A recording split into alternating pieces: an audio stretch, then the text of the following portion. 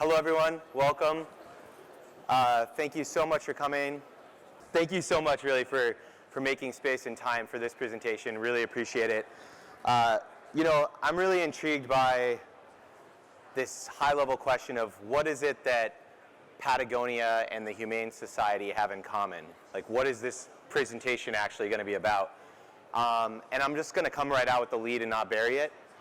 At the end of the day, I think what's really unique about both of those organizations is they're positioning their customers, or in the case of the Humane Society, their supporters, as the hero in a really compelling story that reaches a lot of different channels. My name is Matt Scott. I am the co-founder and CEO of CauseMic. We are a digital cause marketing firm working exclusively with nonprofits to help them leverage technology, storytelling, and design to raise gobs of money so that they can go out and solve some of the world's most pressing problems. By a show of hands, how many people are here from a nonprofit? One. This is going to feel like a two. It's going to feel like a very private presentation. Now, while the focus is going to be a lot on nonprofit space, because that's what that's all we do, is we do nonprofit fundraising and marketing. There is a lot of tactics that we deploy with our nonprofit clients that are taken from some of the leading brands on the for-profit side, or some of the things that we're doing that I think could be deployed in the for-profit realm. So hopefully it still is relevant and engaging for you. I'm actually going to start this off with one of my favorite for-profit companies, Patagonia, which was really the premise for this conversation here today. What I love about Patagonia is they are laser focused on their mission, which is being in business to save our home planet. The people at Patagonia believe that we have an immediate threat to our planet caused by a lot of different reasons, but we as individual consumers have a role that we can play when choosing where we're going to invest our money, be it to buy gear or clothes, or a lot of times they're advocating for us not to purchase things, to build things that are going to last generations so that people are not out there over-consuming. And I think that's a really interesting approach to marketing, because what they've done is they've said, we have this North Star, we have this problem that we're trying to solve.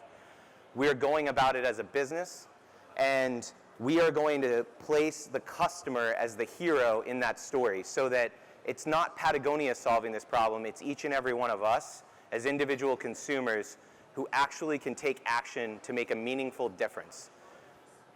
This particularly stood out to me. I received a catalog from Patagonia that featured different athletes or consumers of their brand, outdoor enthusiasts, as the hero in the story. So in this case, this gentleman cycles, and this incredible woman here is a rock climber. And in these full spreads, you can read and see how these outdoor adventure enthusiasts are really making conscious decisions to reduce their environmental impact, and that's what they're getting out of being associated with the Patagonia brand. This is not me, but you can't tell by looking at me, but I am actually training right now to swim across the Columbia River, which anybody from Portland or Oregon, Washington, one. If we just keep going, the PNW, no? Okay. So the Columbia River is the Pacific Northwest's largest river, and it runs from Canada all the way to the Pacific Ocean through Washington and Oregon. And so I'm spending a lot of time in the pool these days in the morning, and therefore have a lot of time to think.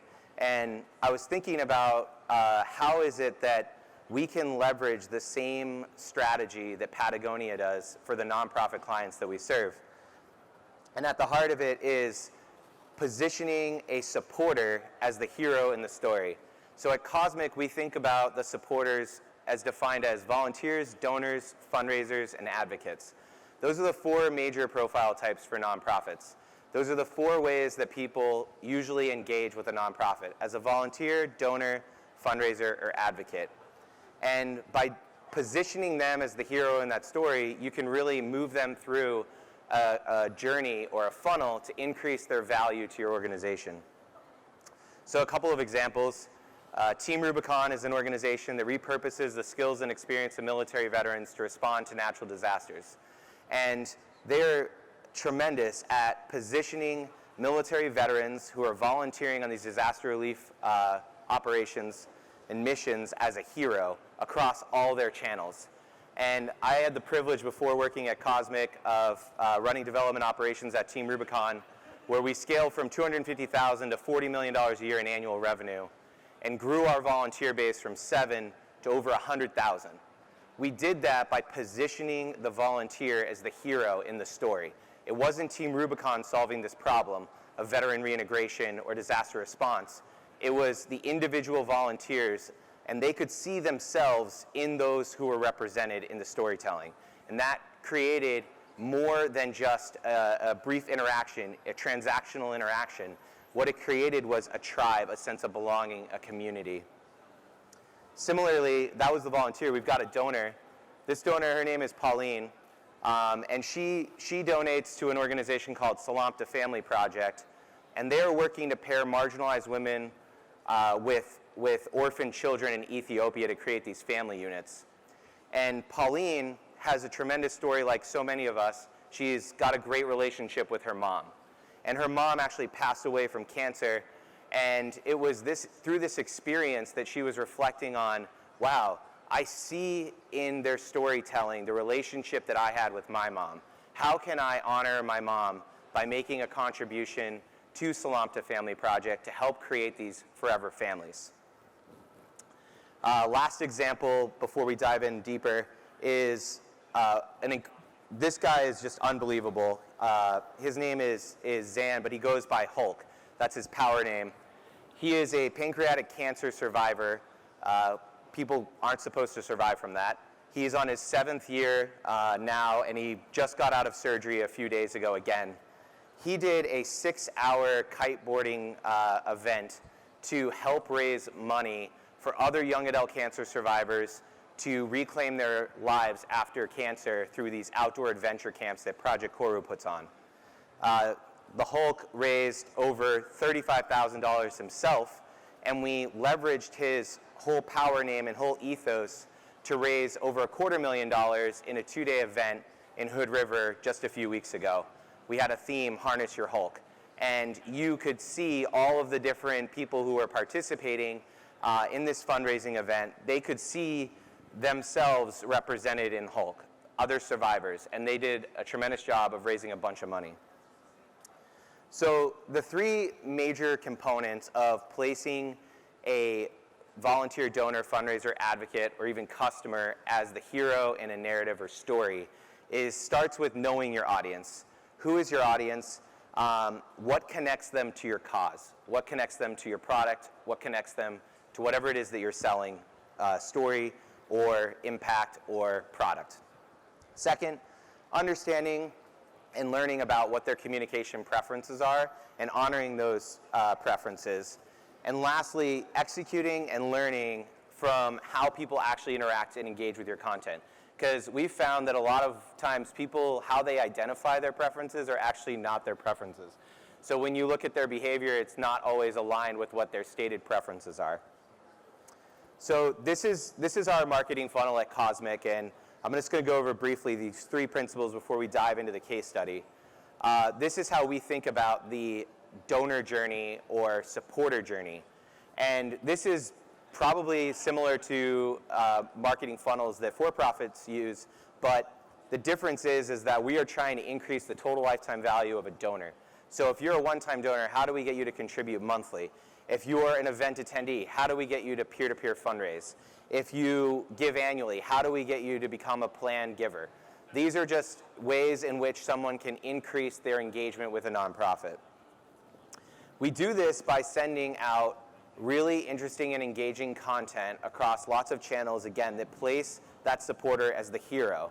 This is the CauseMic impact model, which highlights the relationship between the amount of time that has passed since a supporter has taken action and the amount of effort that goes into creating the content.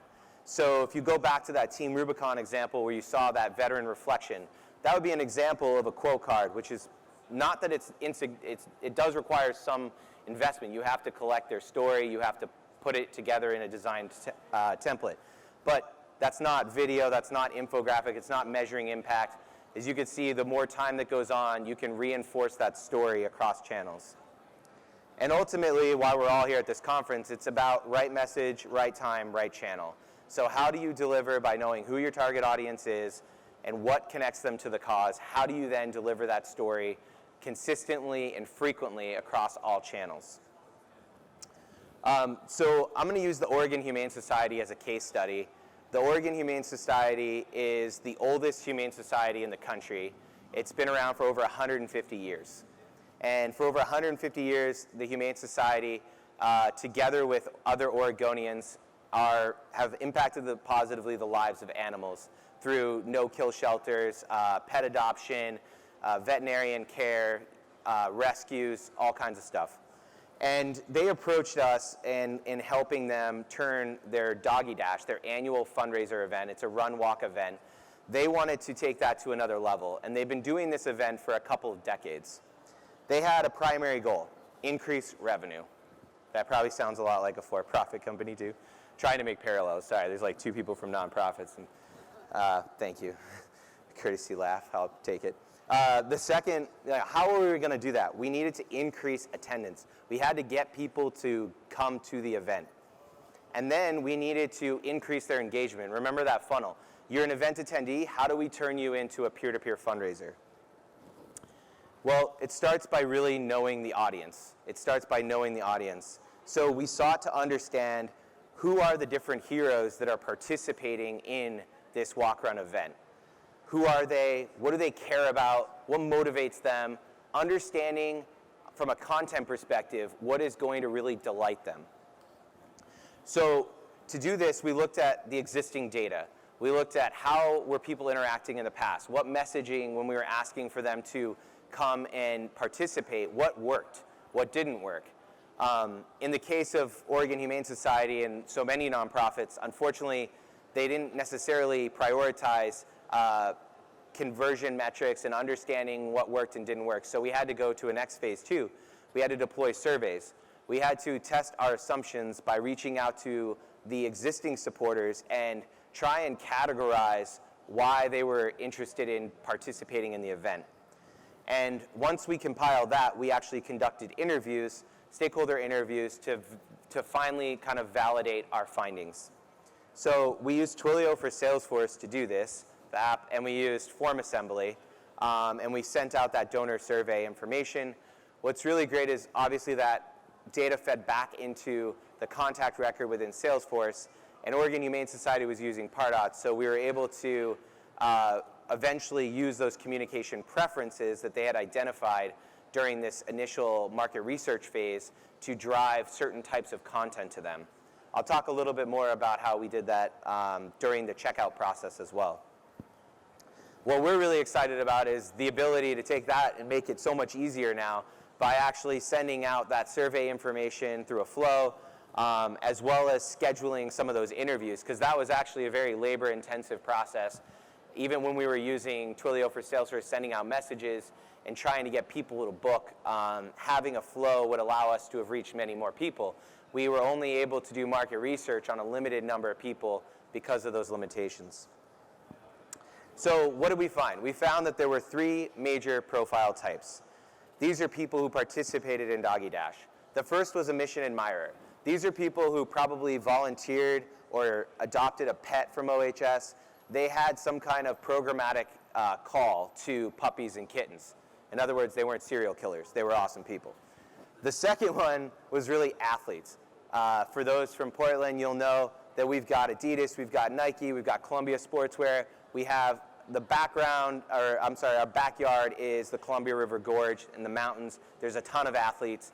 And there was a lot of people participating in Doggy Dash because they wanted to be a part of their summer training schedule. And so that was the second profile. The last one was really these fun-loving participants. These are basically your pancake breakfast, brunch going hipsters who wanted to be a part of a community about, yeah, me too. I understand, getting like, that was me too. You know, how are we gonna pull them away from the line at Sweet ED and into, you know, the pancake breakfast that we had to offer at Doggy Dash. So we developed these 3 personas that you'll see really kind of transcribed in all of our communications. So we had these different personalities for those 3 different personas.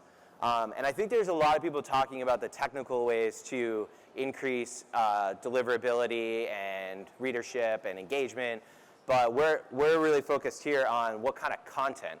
And what was really cool about our content with these 3 different personas, they all had their own voice and tone, and we were finding that Portland's still a small town, so you have all these people talking about the content that we were sending out. They were looking forward to receiving a text message because it was funny, and it was engaging, and it was interesting, and it placed them as the hero in the story.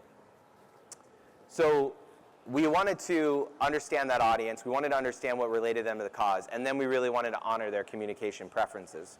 So how do you go about doing that? First, we tried to evaluate the cost effectiveness of the existing channels. So we looked at what was working before.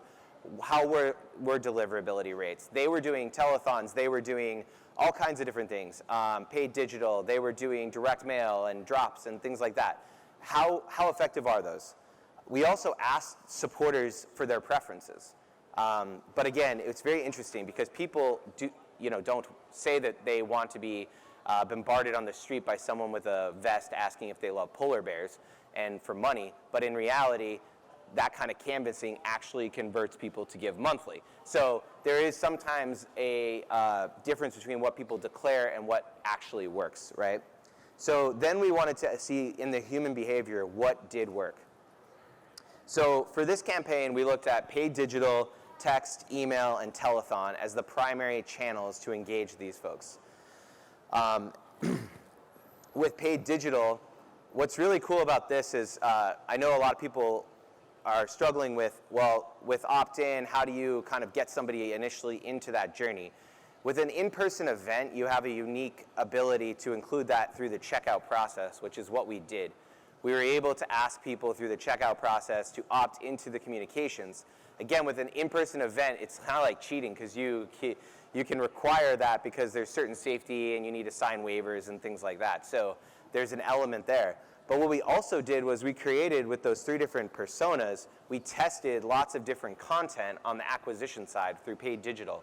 So we were able to then make huge assumptions that if certain content worked to convert you, then you fell into one of those 3 content streams, whether you were the fun-loving community person, an athlete, or connected to the mission. So we were able to use kind of that top-of-funnel marketing to identify which message really worked for them.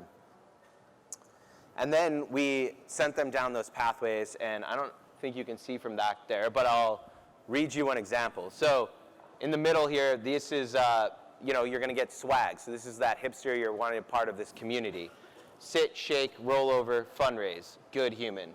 Raise $50 for Oregon Humane, Doggy Dash, that sort of thing. So it's fun, it's engaging, places them as a hero. And again, remember, we're trying to take event attendees and get them to fundraise. We're trying to upgrade them. So they already committed to the event. Now we're trying to get them to engage with the organization. And then what we did was, for those, I don't know from those who are here from a nonprofit if you feel this way, but if you're in charge of peer-to-peer fundraising, you know that people may be passionate about your cause, but they're not necessarily professional fundraisers. They need help. They need to be empowered to get out there and share their story and what connects them to the cause. So in the case of an athlete, we know that if an athlete participates as a team, they're going to raise way more money than if they do it individually. So we want to drive people with that profile type into teams and then coach those teams on how to fundraise, how to ask their friends and family for support. Or if you're a mission donor, we want to really focus on the impact that your gift is having on rescuing kittens and puppies and things like that. So finding out what motivates them and then delivering engaging content that coaches them into how to be effective fundraisers is a part of the strategy. And we had a very high read rate, and I think it has a lot to do with the fact that our content was really interesting and compelling to the people who were receiving it. And we ran lots of A/B tests before we sent out a larger mass communication. And we tried to pick the most optimal communication. So we would run small tests. especially on non-transacting, a lot of nonprofits focus their effort and time on trying to get those who are less engaged, rather than trying to just say, great, of our 5,000 participants, these 3,000 are actively engaged. Let's take them to another level. So you can run your test on your other groups and then push it to your more active groups. So before we dive into the evaluation and upgrade, it's good to talk a little bit about the results, like what came of this. Again, keeping in mind the primary goal is to raise lots more money. We had a 92% increase in event participation. So we added thousands of more participants to an already thriving event that had been around for a couple of decades. Then that translated into a 121% increase in donations. We were able to raise over $1 million for Oregon Humane Society through this event by deploying these tactics. We were able to create this real sense of connection to the cause and turn those people who are passionate for their various reasons into those professional fundraisers. So just revisiting this marketing funnel, that's really when the work begins. Because as the nonprofits here will relate, people who give to an event attendee or to a fundraiser are very difficult to convert into long-term supporters, mission donors. So one of the things that we did was we deployed a new donor welcome series across different channels to then begin to identify what is this person's connection to Oregon Humane Society. Do they have a pet? What kind of pet do they have?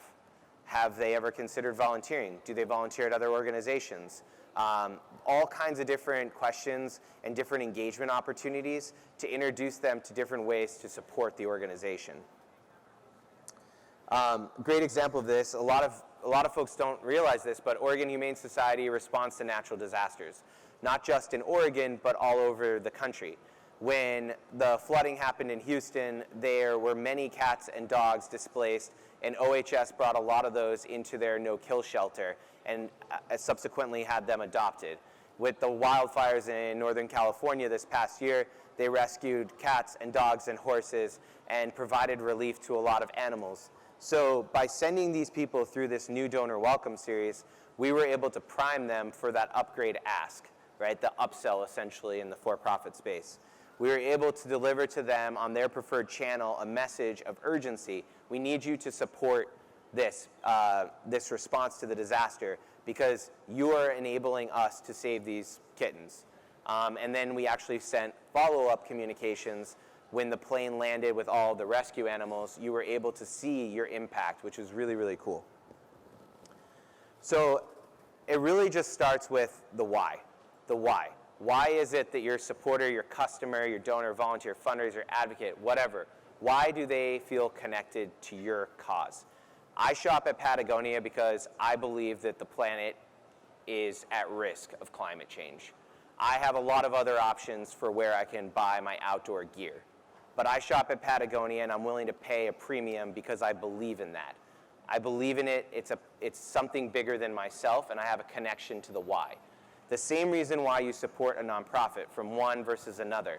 You have to feel really, really connected to the cause. You have to understand your role as a donor, volunteer, fundraiser, and advocate, and how that's going to make a meaningful difference to help them solve their why. And that is all I have, so thank you so much.